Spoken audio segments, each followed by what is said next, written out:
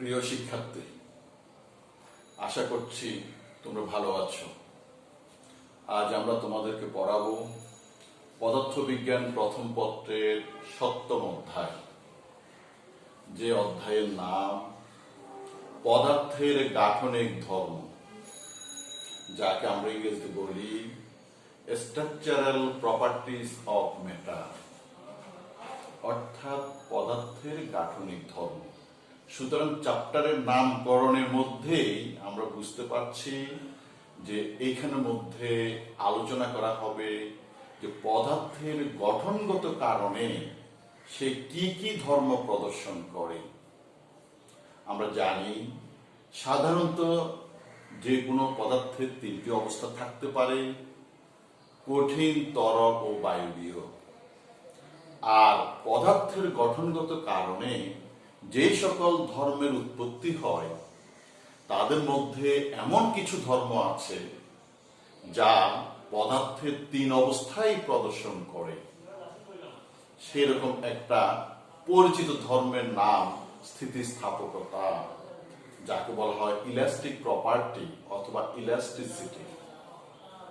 Otherwise পদার্থের যে বিশেষ 2টি অবস্থা, দ্যাট ইজ বায়বীয় এবং তরল, এই দুটোকে একত্রে বলা হয় ফ্লুইড। ফ্লুইড বলার কারণ হলো তারা প্রবাহী, দুটোই প্রবাহিত হতে পারে। আর সেই জন্য সেই দুটো অবস্থার জন্য আরো বিশেষ কিছু ধর্ম আছে। Those are viscosity and surface tension, অর্থাৎ সান্দ্রতা এবং পৃষ্ঠটা। এই দুটো ধর্মই বিশেষত তরল এবং বায়বীয় অবস্থায় দেখা যায়। তাহলে আমরা কি পেলাম? আমরা পেলাম পদার্থের 3টি অবস্থার জন্য একটি সাধারণ ধর্ম দেখা যায়, যার নাম স্থিতিস্থাপকতা। আর সে স্থিতিস্থাপক ধর্ম, সেটাই আমরা প্রথমে আলোচনা করব। আমরা জানি যে কোনো পদার্থ গঠিত হয় অণু পরমাণুর সমন্বয়, অর্থাৎ বিভিন্ন পরমাণুগুলোর ক্রিয়াশীল বলের কারণে অণু সৃষ্টি হয়, আর অণুগুলোর ক্রিয়াশীল বলের কারণে পদার্থের সৃষ্টি হয়। আর যখন এই ক্রিয়াশীল বলের কারণে পদার্থ সৃষ্টি হয়, অর্থাৎ অণুগুলো একটা বন্ধনের মাধ্যমে পরস্পরের সাথে আবদ্ধ হয়, আর এইতে করে একটি পদার্থের সৃষ্টি হয়। আর অণুগুলো যে বল দ্বারা বন্ধনে আবদ্ধ হয়, সেই ক্রিয়াশীল বলটাকে বলা হয় আন্তঃআণবিক বল। আর এই আন্তঃআণবিক বলের উপর ভিত্তি করে পদার্থের অণুগুলোর মধ্যবর্তী আন্তঃআণবিক দূরত্বের সৃষ্টি হয় এবং আন্তঃআণবিক দূরত্বের ভিন্নতা প্রকাশ পায়। আর সেই বিষয়টাই হচ্ছে যে কি স্থিতিস্থাপকতার মূল বিষয়। কেমন? যদি আমরা একটা পরীক্ষণের জন্য একটা রবারের ফিতা যদি আমরা নিই, সেই রাবারের ফিতাটাকে যদি আমরা টেনে ধরি দুই দিক থেকে, দেখা যাবে ফিতাটি সংকুচিত হচ্ছে আয়তনে এবং দৈর্ঘ্যে লম্বা হয়ে যাচ্ছে। অর্থাৎ ওই ফিতার মধ্যে এক ধরনের পরিবর্তন সাধিত হচ্ছে, যাকে আমরা বলি বিকৃতি। আর সেটা হওয়ার কারণ কি? সেটা হওয়ার কারণ হলো যখন ওই যে রাবারের ফিতাটাকে আমরা দুই থেকে টানছি, অর্থাৎ বাহ্যিকভাবে বল প্রয়োগ করছি, তখন সে পদার্থের অণুগুলোর মধ্যে দূরত্ব বাড়ছে, অর্থাৎ ওদের আন্তঃআণবিক দূরত্ব বেড়ে যাচ্ছে। সাধারণত আমরা জানি বল প্রয়োগের ফলে কোনো একটা বস্তুর অবস্থার পরিবর্তন ঘটে তথা সরণ ঘটতে পারে। আর যদি সরণ না ঘটে কোনো বস্তু, তার মধ্যে দেখা যায় ওই বস্তুর বিভিন্ন অংশের মধ্যে আপেক্ষিক সরণ ঘটতে পারে। ওই আপেক্ষিক কোনো পদার্থের বিভিন্ন অংশের মধ্যবর্তী যে আপেক্ষিক সরণ ঘটে, সেটাই হচ্ছে যে কি পদার্থগুলো মধ্যবর্তী অণুগুলোর মধ্যে যে আন্তঃআণবিক দূরত্ব, তার পরিবর্তন ঘটা। তাহলে রেজাল্ট কি দাঁড়ালো? যদি কোনো একটা বস্তুর উপর, দ্যাট মিনস স্থিতিস্থাপক বস্তুর উপর বল প্রয়োগ করা হয়, তখন তার অণুগুলো মধ্যবর্তী যে দূরত্ব আছে, আন্তঃআণবিক দূরত্ব, সেটা বৃদ্ধি পায়, অর্থাৎ অণুগুলো দূরে সরে যায়। এতে করে পদার্থের দৈর্ঘ্যে কিংবা আয়তনে কিংবা উভয়ের ক্ষেত্রে একটা পরিবর্তন সাধিত হয়। আবার যেহেতু পদার্থ গঠিত হয়েছে অণুগুলোর আন্তঃআণবিক বন্ধনের মাধ্যমে, আর সেই জন্য সেই বন্ধনটা নির্ভর করে দুটো বৈশিষ্ট্যের উপর। সেই বৈশিষ্ট্যগুলো কি? যদি দেখা যায় অণুগুলোর মধ্যে দূরত্ব বৃদ্ধি পায়, তখন আন্তঃআণবিক বল সেক্ষেত্রে আকর্ষণ ঘটায়। আর যদি দেখা যায় অণুগুলোর মধ্যে দূরত্ব কমে যায়, তখন আন্তঃআণবিক যে বল তথা আকর্ষণ, সেটা বিকর্ষণ বলের রূপ নেয়। অর্থাৎ অণুগুলো কাছে আসলে বিকর্ষণ বল বাড়ে, আর অণুগুলো দূরে সরে গেলে আকর্ষণ বল বাড়ে। তাহলে সুতরাং যখন কোনো একটা বস্তুর উপর আমরা বল প্রয়োগ করি, তখন তার যদি বিভিন্ন অংশের আপেক্ষিক সরণ ঘটে তথা অণুগুলোর মধ্যবর্তী দূরত্ব বেড়ে যায়, তখন সেই দূরত্ব যদি বলকে যদি বস্তুর উপর প্রযুক্ত বাহ্যিক বল যদি আমরা উইথড্র করি, সরিয়ে নিই, সেক্ষেত্রে আমাদের কি ঘটবে? নিশ্চয়ই তার যে একটা প্রবণতা আছে, অণুগুলো দূরত্ব বেড়ে গেলে সেক্ষেত্রে আকর্ষণ বল বৃদ্ধি পায়, তখন সাথে সাথে ওই অণুগুলোর মধ্যে আকর্ষণ বল বৃদ্ধি পাবে, তথা অণুগুলো কাছে চলে আসবে, অর্থাৎ আগের অবস্থায় পৌঁছে যাবে। তাহলে বোঝা গেল এই যে আমরা স্থিতিস্থাপক ধর্মের কথা বলছি, সেটা পদার্থের গঠনগত কারণে সৃষ্টি হয়েছে। সুতরাং ফাইনালি যদি আমরা সেই স্থিতিস্থাপকতার ধর্ম, আমরা স্থিতিস্থাপকতার সংজ্ঞা আমরা দিতে চাই, তাহলে আমরা কি বলতে পারি? আমরা বলতে পারি কোন একটি বস্তুর উপর বল প্রয়োগের ফলে যদি উহার দৈর্ঘ্যে কিংবা আকৃতিতে কিংবা আয়তনে কিংবা সকল ক্ষেত্রে পরিবর্তন ঘটে, সেই ক্ষেত্রে যদি ওই বস্তুর উপর প্রযুক্ত বল ফিরিয়ে নেওয়ার ফলে যে ধর্মের গুণে বস্তু পূর্বের অবস্থায় ফিরে আসে, সেটাকে বলা হয় বস্তু স্থিতিস্থাপক ধর্ম। আশা করছি প্রিয় শিক্ষার্থীরা সংজ্ঞাটি বুঝতে পেরেছ।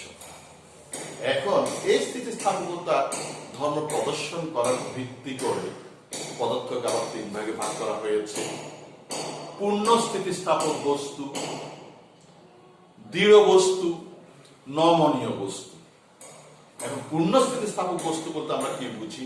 পূর্ণ স্থিতিস্থাপক বস্তু বলতে আমরা বুঝি যে সকল বস্তুর উপর বল প্রয়োগের ফলে বস্তুর মধ্যে বিকৃতি সাধিত হলে সেই ক্ষেত্রে প্রযুক্ত বল অপসারণ ঘটালে যদি বস্তুটি সম্পূর্ণরূপে পূর্ব অবস্থা ফিরে আসে, তাকে বলা হয় পূর্ণ স্থিতিস্থাপক বস্তু।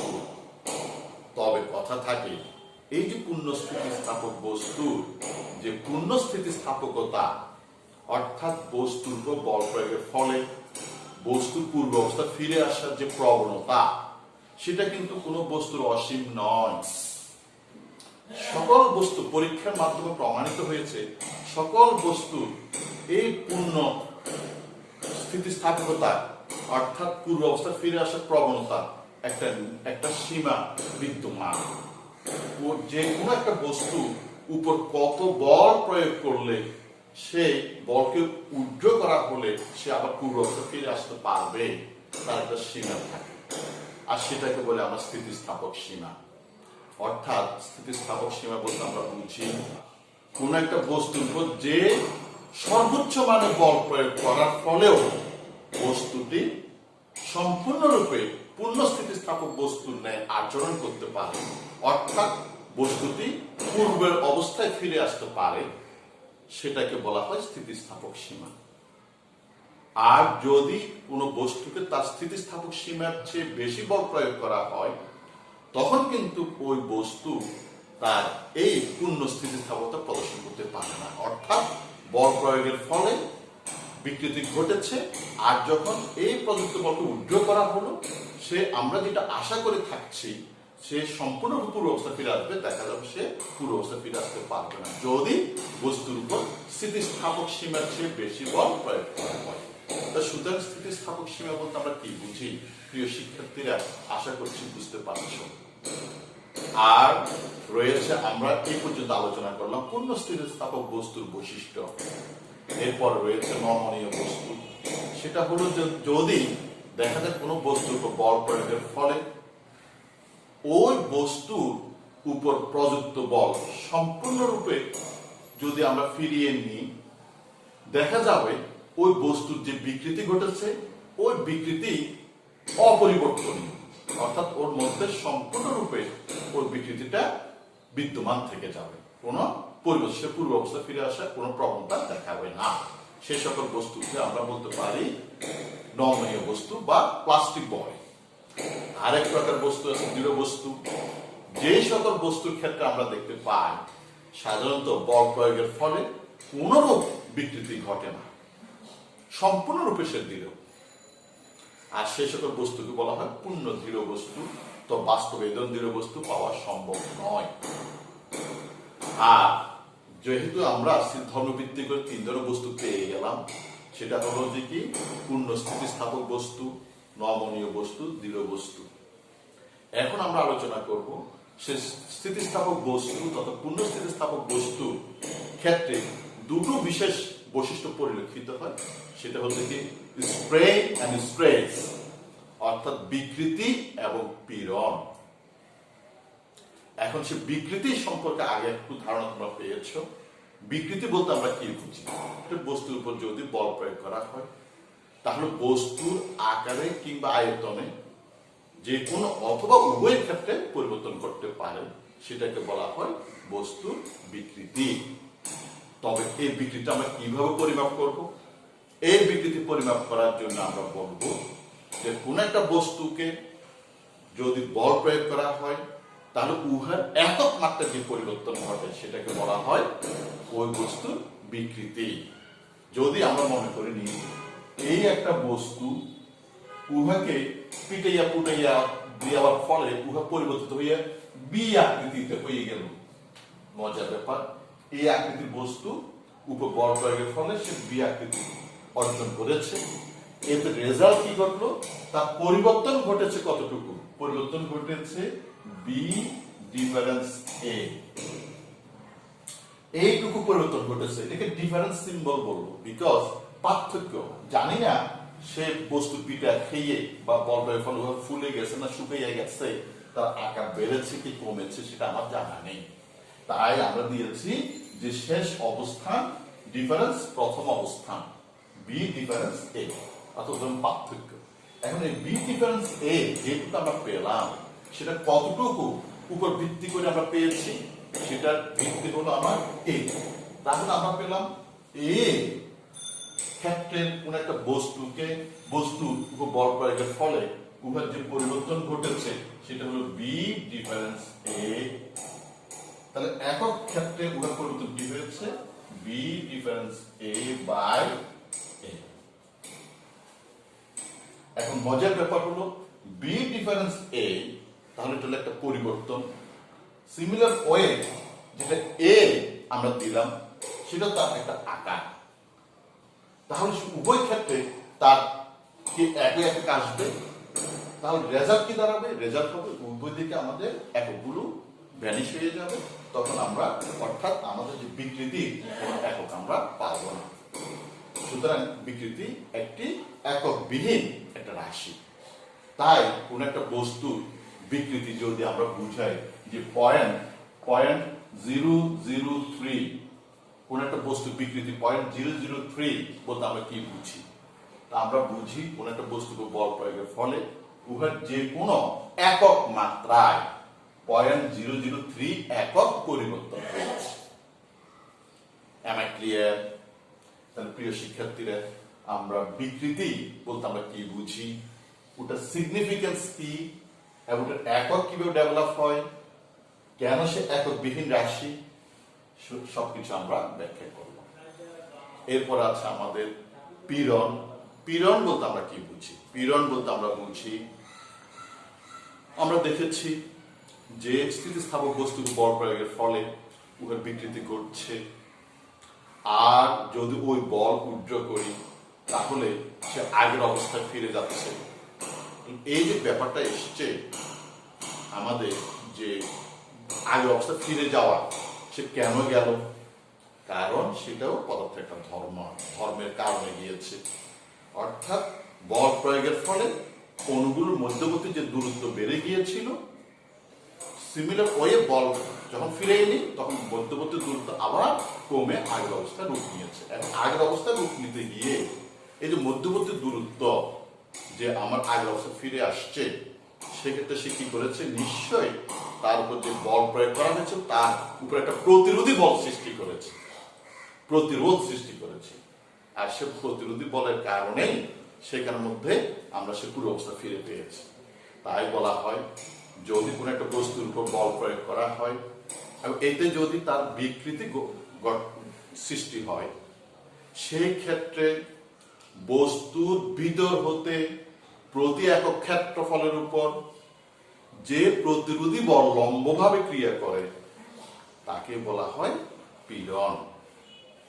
এখন প্রশ্ন আসছে, তাহলে আমরা পীড়নটা কিভাবে পরিমাপ করব? কারণ বস্তুর ভিতর থেকে প্রতিরোধী বল সৃষ্টি হয়েছে, তাহলে সেটা আমরা কিভাবে পরিমাপ করব? কি বস্তুকে পিটাইয়া ফুটাইয়া ফেলবো? না, সেটা মনে রাখতে হবে সেই যে আমার ভিতর থেকে প্রতিরোধী বল সৃষ্টি হয়েছে সেটা প্রযুক্ত বলের উপর নির্ভর করেছে। আমি যে পরিমাণ বল প্রয়োগ করেছি বাইরে থেকে, ঠিক সে ভিতর থেকে সম পরিমাণ বল প্রতিক্রিয়া সৃষ্টি করেছে, প্রতিরোধী বল হিসেবে কাজ করেছে। সুতরাং প্রতিরোধী বল প্রযুক্ত বলের সমানুপাতিক। সুতরাং প্রতিরোধী বল পরিমাপ করার জন্য আমার প্রযুক্ত বল পরিমাপ করাই যথেষ্ট। তাই বলা হয় পীড়ন সমান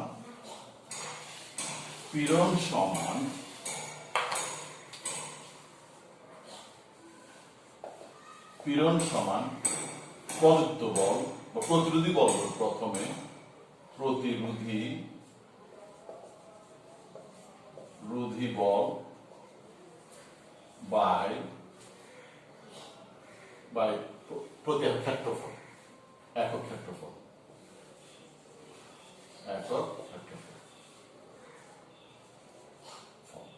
এত সময় আমরা লিখতে পারি প্রযুক্ত বল বাই একক ক্ষেত্রফল। সুতরাং আমরা যে কোনো বস্তুর পীড়ন পরিমাপ করার জন্য বস্তুর উপর যে বল প্রয়োগ করা হয়, অর্থাৎ বস্তুর প্রতি একক ক্ষেত্রফলের উপর যে পরিমাণ বল প্রয়োগ করা হবে, সেটা দিয়েই আমরা কি করব? আমরা পীড়ন পরিমাপ করব। তাই পীড়নের একক কি হবে? পীড়নের একক হবে যে এত সমান প্রযুক্ত বল, বলের একক হচ্ছে নিউটন, আর একক ক্ষেত্রফল হচ্ছে মিটার স্কোয়ার। সমতল হলো নিউটন মিটার ইনভার্স টু। পীড়ন একক নিউটন মিটার ইনভার্স টু। আমরা তাহলে পীড়ন জিনিসটা বুঝাতে পেরেছি। আজ আমরা এইটুকুতে বস্তুর বিকৃতি এবং পীড়ন এখানের মধ্যে আমরা শেষ করব। আজকের জন্য আল্লাহ হাফেজ।